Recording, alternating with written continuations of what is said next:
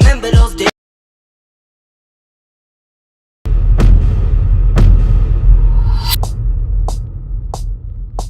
Remember those days, those those L's, I couldn't sleep right now. I get paid, vacay, I'm staying B-side. Breaking the blues over steak, I gotta eat right. You could be my peace sign. I don't need that energy around me. I just need sun, you're so cloudy. I wake up good, you're so grouchy. Please get from around me. When the truth don't work, you start telling lies. Thought you were down to ride, you weren't down to ride. Caught switching, you were picking sides. Don't blink, caught slipping like a slip and slide. I was shooting dice till I got a nosebleed. Money on the floor, can't get cold feet. Took a L, should've put it in the offering. Lord, forgive me for my sins, don't know of me.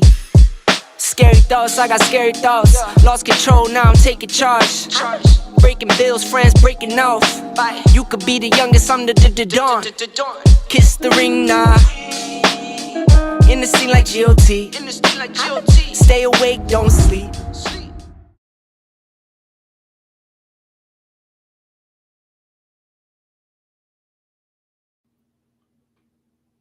What is going on? What is going on? Shout out to Rose Thoughts. I see you over there, baby girl. Say hey to Caitlin for me. Hey, Caitlin. Yeah, you know, Gen X does rule. The reason why I said this is because I had no idea what I was going to talk about today. I've pretty much exhausted all of my motivational material because I'm just naturally motivated. So anytime you need a motivating word, just hit me in the comments about something that's going on and I'll hit you with whatever comes to mind, okay? Because I've been through a lot of shit. And if it can help you, there we go. But today I wanted to talk about Gen X rules because I was on TikTok. I'm addicted. Bro, did you see the numbers? Dude, I'm almost at 1,700. It's scary. Not that, you know, I'm forsaking YouTube because I love my Gen crew and hopefully they are over there following me on TikTok and I can maybe get some TikTokers to come over here and get us to this 1,000 goal. We are toying with it. We're playing with it. We are at 579. Now, here's the thing. Last week at one point, I was at 582. Then it dropped, dude, to like 575.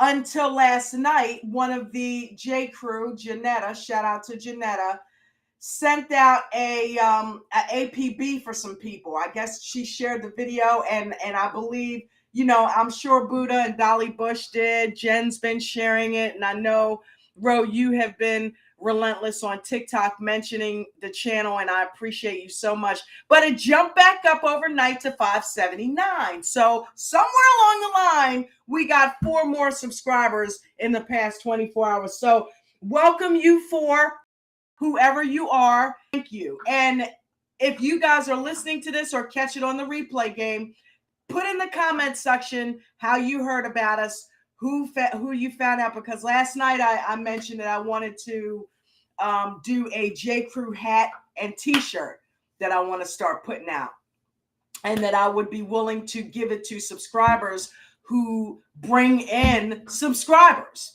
They just have to comment in the section that they are now subscribed and they were referred by Ro or Buddha or Dolly or whoever refers them, Janetta. And when you get to 5 people that when you bring in 5 subscribers, which it should probably be more because this shit's expensive, but I want to show my appreciation. I got to give. If you're giving to me, I want to give back to you. Not that you're asking for anything, but I like showing appreciation. So yeah, maybe I should make it 10. I don't know. Let me know what you guys think, because yeah, that's gonna run me about $40. So I think 10 subscribers is worth that, right? I don't know. They got places you can buy subscribers, but I don't like that. It's not organic. You know, on YouTube, it's like it's hard to build it up, but you at least want to know that the people that you're building on are actually interested in what the fuck you're saying. So I am drinking coffee, but I am sized up on natural energy because, as you guys in the J Crew know, or if you don't, now you do, I drink decaf. So, but it's got a little bit of sugar in it because of the creamer that I put in it too. It's non-dairy creamer, but it's Starbucks caramel macchiato mixed with a little bit of the rest of the hazelnut that we had. So, you know, maybe I'm you know, the sugar, and I don't eat in the mornings. I don't do breakfast. I don't eat throughout the course of the day. So when you add a little bit of sugar on top of that, yeah, you got issues. But you know, yeah, so I realized that, you know, I was looking at TikTok this morning and there was a couple of Gen X messages, and I'm like, oh, wow, that's cool. And I realized I am part of the coolest fucking generation, dude. I mean, we got a little bit of both going on. We got 60s radical, yeah, civil rights, yeah, peace, love, and happiness. Let's change the world. Stop fighting in Vietnam, people that we were reared from. You know what I mean? And then we've got a mixture, because all of this happened during our lifetime, of the millennials. Hell, we made the millennials. Okay, the millennials came from us.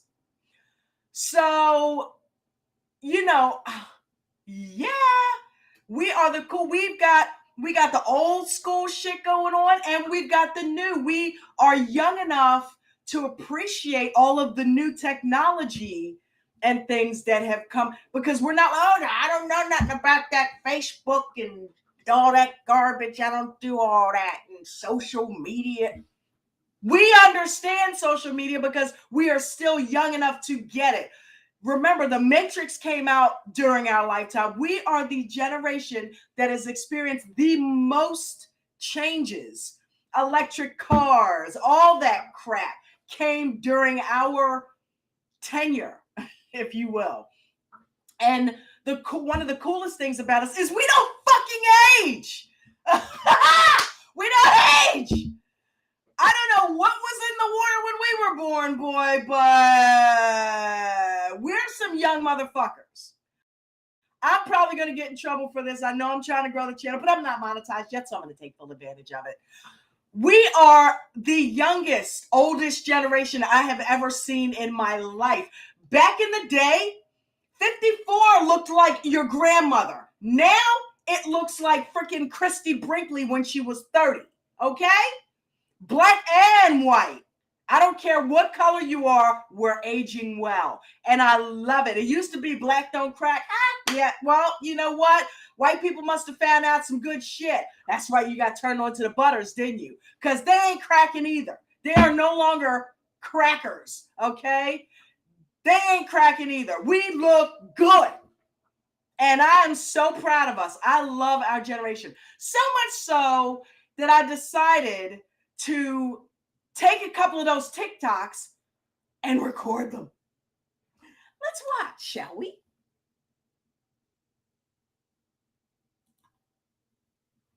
Gen X thought of the day. People are trying to figure out why Gen X is aging differently. I think it had something to do with our childhood. We were basically retired from childhood by the time we were 12. We were probably already smoking, and if we weren't smoking, we were getting ready to experiment with smoking and many, many other things. By the time we were 6 or 7, we were walking ourselves to school unsupervised, and as far as supervision went, we didn't have a whole lot of that growing up. We were kind of on our own. We ran the streets for hours, and nobody cared to look for us, and if they did look for you, you were going to get your ass beat when they found you. Parents wanted to have you, but they didn't want to see you. All the adults could have disappeared from the face of the earth and we wouldn't have cared. All we needed was our friends from the neighborhood, maybe a stray dog or two, a pocket knife, a lighter, a box of Cheez-Its or Pop-Tarts, and a can of soda, and we could survive a long time. We're like the Benjamin Buttons of the world. We're going backwards in age. Gen X will just keep pushing back against that envelope of old age. We refuse to grow up. We're Toys R Us kids. We do it with our I don't give a fuck attitude and just taking better care of ourselves. We plan to live for a very long time. Maybe that's the secret to youth. It's the I don't give a fuck attitude. Let's talk a little bit about Generation X. The generation so terrifying they couldn't even give it a fucking name. So Gen Xers were raised in a very interesting period of time. They were raised by baby boomers, so they knew a very older and maybe kind of feral way to exist and live their life. But then they were also old enough, so when the internet and a lot of new technology started coming out, they also knew a lot more. So they had this kind of ability to cherry pick the best traits of baby boomers and millennials, which makes them some of the most dangerous fucking people in the world. Most of the Gen Xers I knew either went to the military, went to rehab, or went to jail. That means the ones that are left are fucking survivors. So for as many changes in music and style and culture that you think you've been through, in the last 50 years, they've been through the most. Also, mental illness wasn't trendy back then. So any kind of mental illness that they had, they usually didn't get any treatment for it. So they had to learn how to cope with it themselves. Medications weren't as delicate or as effective back then. And that leaves you with some very fucking interesting people. Get yourself a Gen X friend, but they'll probably just tell you to fuck off. Okay, boomer. For the last time, I am not a boomer. I am Generation X. We are the coolest generation. We know how to give change without a computer. We use paper. We are analog. We are the last golden generation. Don't call me boomer. I hate that. I needed to come on here and talk about.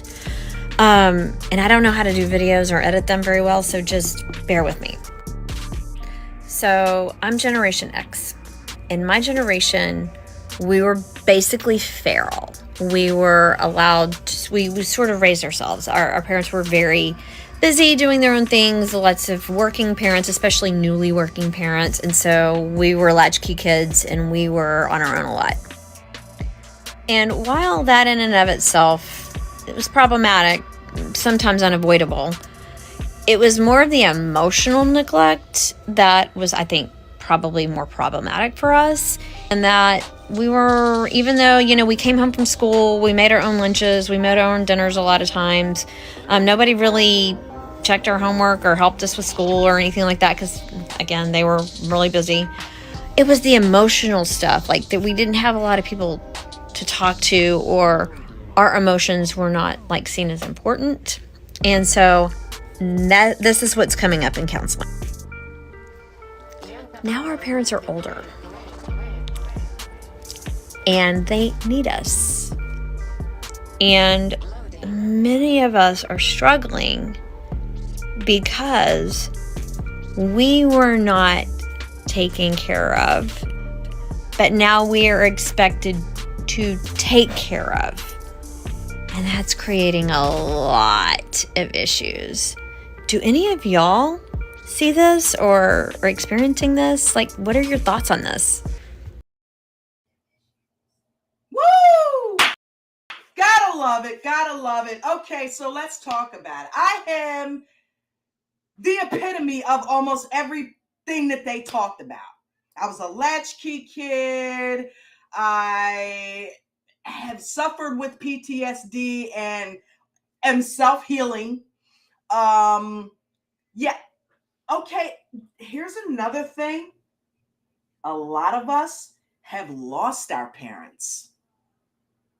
A lot of us have lost our parents. So we're alone yet again, aren't we? Hey, it is what it is. You know what I mean? It is what the fuck it is. Okay, that's what are you gonna do? I definitely had the funny part is the one girl said they really don't give a shit. Okay, so here's the deal. When I was a baby, right? My mom had me when she turned a couple of weeks after 20th birthday. She was July 8th. I'm July 19th. And I guess she was out doing her. Okay. She just stopped being a teenager a couple weeks beforehand. And she and my dad were married. And so she married this musician. All right. So she was a music lover. He was a musician. What a good match, because I love and play. So I got raised by my grandparents, like a lot of us did. I know Jen also, was raised by her grandma most of the time. And she and her mom had a wonderful relationship, just like my mom and I did. But me and my mom weren't as close as me and my grandma were. And I noticed that a lot of Gen Xers claim that same history. So, yeah, a lot of baby boomers were using the grandparents, bud. They were using the grandparents. We got raised by our grandparents. And then when the grandparents went to the senior citizen home, we raised ourselves. Because I was living with my grandmother until I was about 8 years old from a baby. And my grandfather died when I was like 6. I remember she and I were sitting out on the porch eating snowballs. And, you know, he had just had a stroke maybe a few months before that. And he was making belts. I remember it rendered him to the point where he could no longer speak or walk. And he was in a wheelchair, and he's machine that he was just making belts, these leather interlaced belts. He was very good at it, and he had nothing but time on his hands. Love you, Grandpa. Love you, Pop. Pop. But I remember having both sets of grandparents. I do remember having both sets of grandparents being alive at one point and saying, hey, I got 2 sets of grandparents. I'm a cool kid. But the first to leave was my mom's father. And, you know, they were on vacation in Niagara Falls, and apparently he had a stroke. So they came home, and I guess whatever was going on with him, unfortunately, it was probably because of meat and dairy. I hate to say it. You know, we're coming into this game real late with this information because we lost some good people.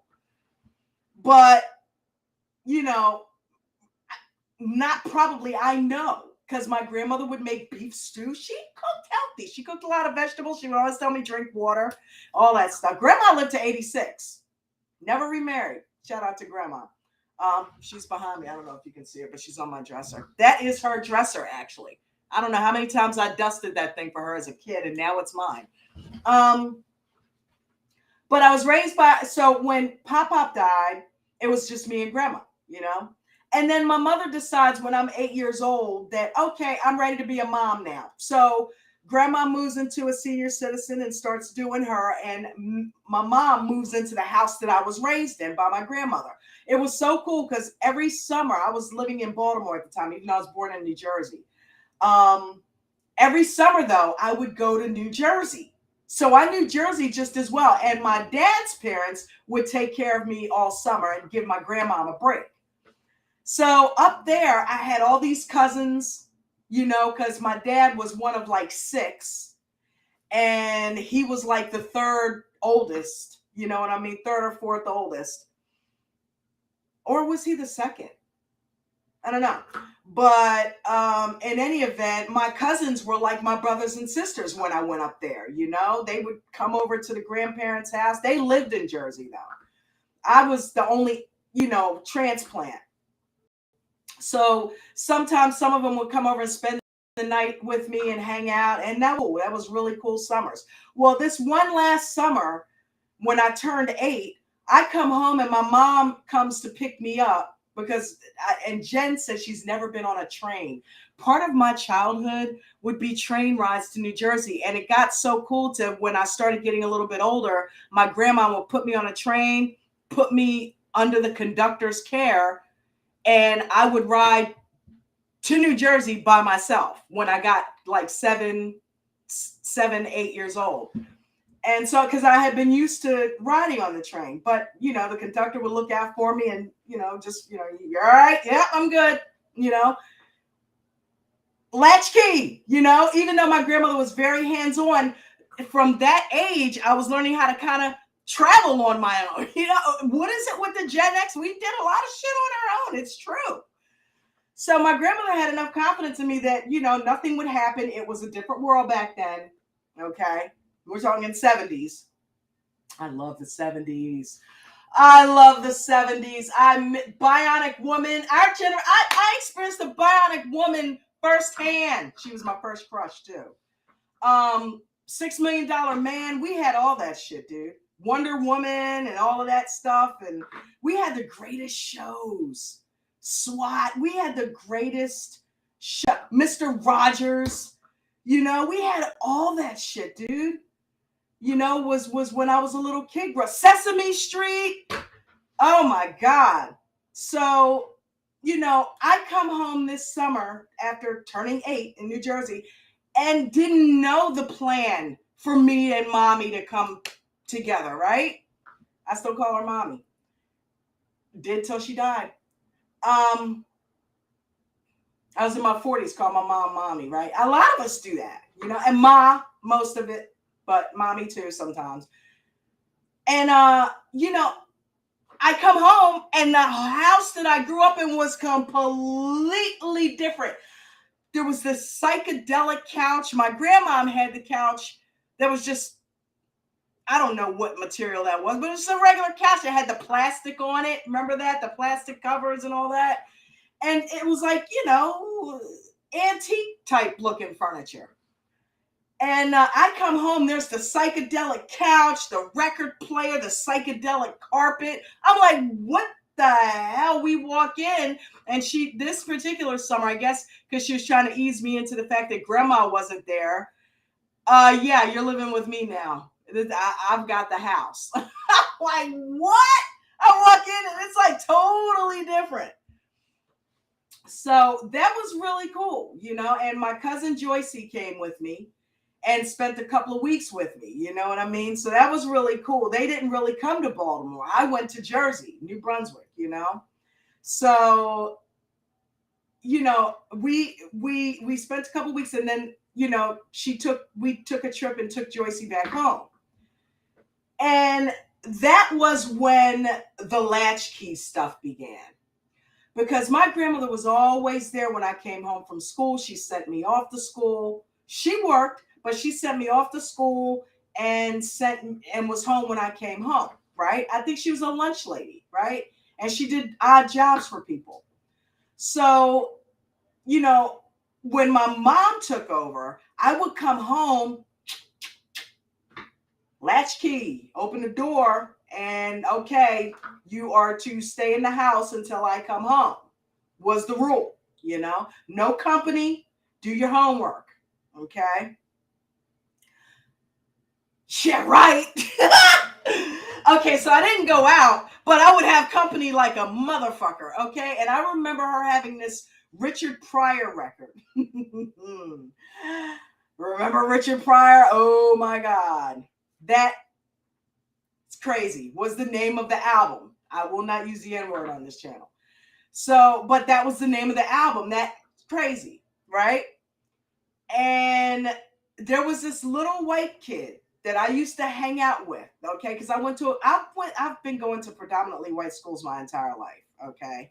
So it's so funny that, Jen's mom was on the stream the other day and she said, you told me you were the whitest black chick. I said, yeah, because I went to school with you guys. I mean, I lived in a black neighborhood in Baltimore, but I went to white schools. My grandma, she's like, I want her to have a good education. So I'm like, that's why, I don't know, I gravitated back. But I got a little bit of everything in there. You know what I mean? And that's cool because I don't want to be somebody who doesn't experience different cultures, different people, different races, I don't want to be that person who's narrow-minded and only thinks one way and all of that and speaks this way and looks that. Nah, that's bullshit. We are all one race, the human race. I don't care what color skin you got, if an asteroid hits the earth, we're all going down. COVID didn't give a shit what you look like, okay? So one day we will get that we are all the same. But yeah, so we come home and, me and, what was his name? Jonathan, I think was his name, Johnny or something. I don't remember, but he was the only white kid in the neighborhood. I don't know what was going on with his parents, but he came from, another area of town and he was the only white kid in the neighborhood. He became my little brother. I took him in. I was like a couple years older than him. And I said, come on, listen to this record with me. Oh my God. We would sit there and crack up listening to Richard Pryor, cuss his ass off. And just, it was a funny record. And I remember one day, oh my God, looking out the window, every now and then I'd do a quick, check. She coming? No. She worked at Sparrows Point, right? She coming? No. This one time, oh shit! Go out the back door! And he runs out. I taught this kid how to ride a bike. I'll never forget that. I taught him how to ride a bike. But I just kind of took him under my wing and we hung out. And then they ended up moving back out of the neighborhood. I was sad when that happened because he and I got really close. You know what I mean? But this is all part of my latchkey experience. So, I come home and, just kind of chill out, listen to records. watch TV, do whatever, you know what I mean? And my mom, the one lady said, you were able to hang out. Well, this was different because my grandma was like so on it, stay around the block with your bike and all of that, and my mom, okay, here's the rules. Do whatever. Go wherever you want. Be back home by dark. Well, what if I go, I don't care. Go to bumfuck Egypt for all I care. Have your ass back here by 6 o'clock though. Okay? I don't care where you go. You can ride to freaking wherever your legs will take you. Be back by 6. Be back before before it's dark. That was my only rule. My grandmother would not cook. You had to be within eyesight. Okay. Mom was like, I don't give a shit where you go. Just make sure you have your ass back here by a certain time. So this one particular night, oh my God, the girl said you get your ass whipped if they didn't know where you are. I didn't know my mom had been screaming my name to the top of her lungs. We went hanging out in this kid's basement, right? And we were watching like movies or something down there. I don't know. Probably not movies at that time because it was the 70s and there was no such thing as a VCR and nothing like that. So I forget what we were doing. It wasn't spin the bottle or anything like that. Those were sessions that happened, but that wasn't this particular time, okay? We were just kind of hanging out. I don't know, singing records or something maybe is what we were doing. And my mom apparently was walking through the neighborhood screaming my name to the top of her lungs. And nobody knew, I think somebody finally directed her to Monica's house. That's where we were. It was me, Monica, her sister. I think a couple of the other kids from the neighborhood were just hanging out in her basement, which is why I didn't know it was dark, which is why I didn't hear her calling me. And she found me. And I remember her having this trench coat on and me just following behind her. And she said, you're getting an ass whipping, right? And she said ass whipping. My grandma was, old school. She didn't cuss. She didn't use curse words with me. But mom was different. Mom was like, you're getting an ass whipping, right? And I'm like, walking home, good God almighty. That was the longest walk of my life. I was terrified. I was terrified of the ass whipping that I was going to get because my mom did not play, dude. She wasn't abusive, don't get me wrong, but she definitely believed in cracking the whip when you did something wrong. She wasn't like, I'm not going to hit. No, my mother would whip that ass, okay? So, but I wasn't a bad kid because my mom had a look she would throw me. And when my grandmother was raising me, if something was wrong, I got a bad grade, I did something I wasn't supposed to do, she blah, blah, blah. And it was rare, but when it happened, my mom, she had this look she would throw me that'd be like,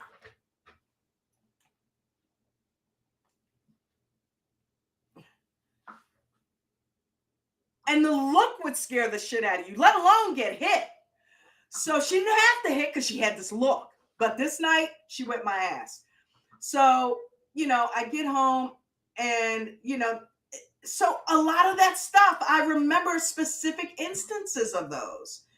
And I would take care of her now if I were able to, but she's no longer here. Unfortunately, I lost my mom to, COPD, which was brought on by prolonged drug and alcohol use.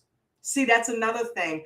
Our baby boomer parents were also the ones that got into the heavy drugs in the 60s and 70s. So not all of us that have lost our parents lost them because of that. But a lot of the baby boomers are dying a little bit early and aren't aging like we are because we watch them and we learn what not to do to our bodies. Okay, at least I did. Dad, same thing. My mom died 7 years after my dad did. He died in 2004. She died in 2011, and he died of AIDS from intravenous drug use. Musicians, into the drugs and the women. So I made it a pact that I was never going to indulge. And to this day, I'll smoke a joint or I've smoked blunts before, but I have never gone and delved into anything, coke, none of that, because I don't ever want to go down that road. If that's in my genealogy, then I don't want any parts of it. Okay. So addictive personality, a lot of us have it, you know. No, if it's in there, then I'm not gonna let it take control. Okay. But it does with certain foods though. But I'll take the food, right? I'm not doing freaking drugs. But yeah, so a lot of us have have lost our parents. I noticed too. I'm hearing a lot of stories of that. Some of the kids that I've grown up with, the people that I've grown up with, I've reconnected with a couple of them on social media, and they have lost their parents, so it is what it is. We are once again raising up. We raised ourselves as kids, and now we are approaching these older years, and we're in our 40s and 50s, where we could use that 70-year-old in our life to kind of step us through and give us still some advice, and they're not there once again. So those of us who are lucky, those of you who are lucky to still have your parents, cherish them. Another thing that was said that probably has some bearing on the fact that my daughter and I don't speak, which is something that I never experienced in my life before. My mom and I, even though we weren't the closest, she took care of me and made sure food was on the table and clothes was on my back. But other than that, we weren't real close. And then she decided to try again when I was 16 with my sister, and they were like that. I felt so bad when my mom died. My sister was only 27. And I know, Ro, if you're still listening, I know you experienced that because Caitlin was young, and there's some distance between you guys. So I have a 36-year-old sister, or 37. I don't know. I was 16 years old when she was born. So whatever that is. 38. Wow, Jasmine's fucking 38. Holy shit. Yeah.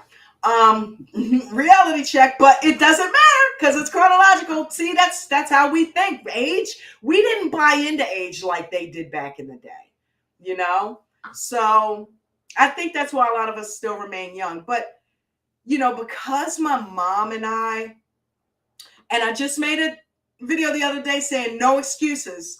So I don't claim this to be an excuse why my daughter and I aren't close.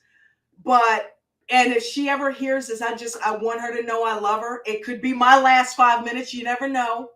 So, I know it's morbid. It's the PTSD. Don't pay me any attention when I talk like that.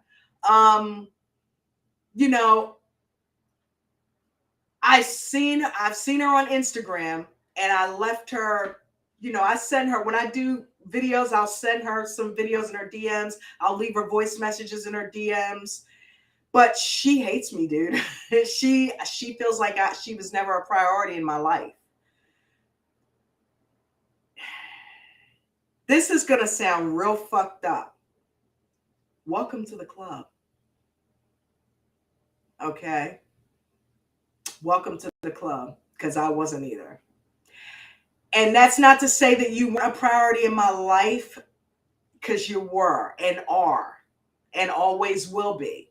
That's the one thing she doesn't understand. I did not want that relationship that I had with my mom, with my daughter. And oddly enough, the grandparents, they take over. She and my mom were close. Like I was close with her mother, which I always thought my mom was jealous of that. That's why we weren't close, because she and my grandmom they weren't close. See, it trickled. They weren't as close, Well, that's a whole nother story, dude. My grandmom she had like 4 children and lost them all but my mom. One died shortly after birth. She had a 16-year-old son that drowned and a 13-year-old daughter that fell out of a tree and died from a brain tumor. And my mom was like, I think maybe 7 when that happened. So she had a baby, a 7-year-old, 13, and a 16-year-old. The 16 to 13-year-old and the baby died. My mom was the only one left. So grandma was a little overprotective of her. didn't let her go out much or something like that. And she'd see other kids playing. And I think when my mom turned 17, gone, she jetted, you know, and went to Jersey. Okay. Met my dad. Now we've caught up. Voila. So, but because she jetted and didn't really have that closeness with grandma, we didn't really have that. And I think with Jasmine, she wanted to try to get it right this time. So they were extremely close, you know, and I never had any feelings about that because my mom and I never, it wasn't like we were really close. And then she forsake me and we never really, you know, I was always allowed to just kind of go do me. And I was always kind of the weird one. I was a tomboy. I think she might have suspected something, but didn't really want to know. But accepted it full on when I came out at 30. So love you still for that. Yeah, I'm spilling it all. But you know, hey, somebody's back. Hey. But yeah, she, you know, I don't know, you know. When I came out, my husband and I decided that, you know, it would be best if he raised my daughter because I was living an alternate lifestyle, that I was my mom at that point. I started doing me. I really did. You know, he had gotten to a point where he was starting to get a little abusive, which I've gone into on past streams. So I stepped away from it and went back to who I was as a person. And in that, I was put on a big guilt trip for leaving. And he begged me, can I raise our daughter? I don't have you anymore. I messed that up. So can I salvage something? Daddy's little girl. Okay, yeah, sure, fine. Because when I left, I took her with me. And she was with me for like a year. But I let him do that. And he did a good there are dads out there that do it, you know, and I made sure anything he needed from me financially, he was there. And of course I would visit and pick her up and we would hang out on weekends and things like that. So, you know, here lately, I don't understand the whole, because there are kids who, my dad, knowing his history now, because my mom, you know, when I was 8, she came to Baltimore, but she only stayed there 2 years. She loved New Jersey. I was born in New Jersey. She loved New Jersey. She decided once I was finished with that school, because it only went up to 5th grade, we were going to go back to Jersey and live. So I'm like, we're leaving here? So I'm like, okay, all right. You know, so when I'm 10 years old, we go to Jersey. Lived there till I was 18. We went back to Baltimore. So, but I spent a lot of formative years in New Jersey, in New Brunswick, you know, went to high school up there, everything. And, you know, I got to know my hometown, you know, and it was cool, you know. But my mom, man, it's like, when I think back on the relationship between me and my daughter, it does mimic that. And oddly enough, she was close to my daughter. My daughter has this tattoo on her arm that she dedicated to my mom. You know what I mean? But I don't have any ill will or any hard feelings about that, because my mom was there for her when I guess I wasn't, is how that worked. But, you know, who knows? If she ever hears this, hey, listen, you know, I'm sorry, but I can't give what I don't know really how to give. You feel me? So I think I've said this before on a stream. So, but that's no excuse, you know, because I do love her dearly and I want to hang out with her. I want to spend time with her. I don't want us to have a relationship where it's too late and like Imitation of Life, she's chasing the casket that, you know, I'm here now, you know. So at some point maybe we'll, you know, and my sister, God bless her, has tried to intervene and talk to my daughter because they were close, you know.